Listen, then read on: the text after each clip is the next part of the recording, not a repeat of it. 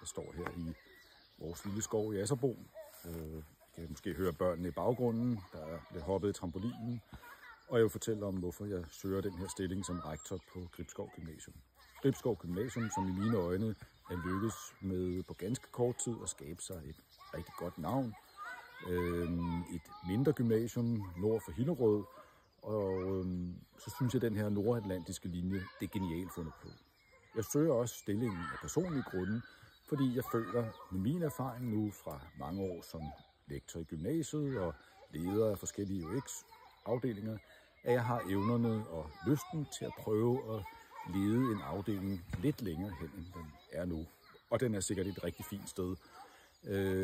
Der er 2 ting, der står tilbage fra min tid som gymnasielærer.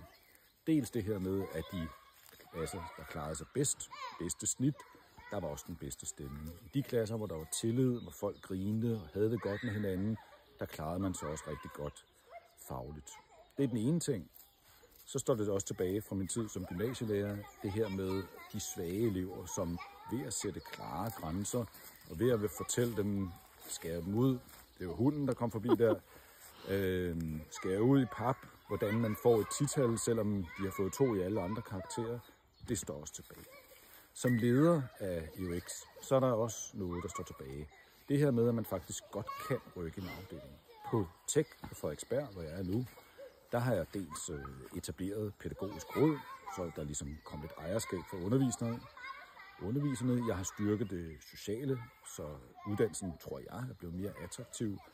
Og vi har, så vidt jeg ved, den eneste UX-afdeling i Københavnsområdet haft en stigning på 25% her til sommer. Så jeg håber, at I vælger mig og synes, det her er et interessant klip. Hej.